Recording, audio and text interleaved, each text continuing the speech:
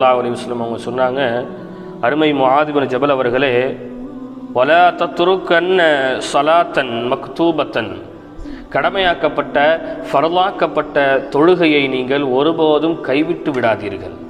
சுப்ஹானல்லாஹ். உங்களுக்கு தங்கடமான சூழ்நிலைகள் இல்லாமல் வேணுமென்றே முத்தஅம்மிதன் வேணுமென்றே நீங்கள் தொழுகையை விட்டு விடாதீர்கள்.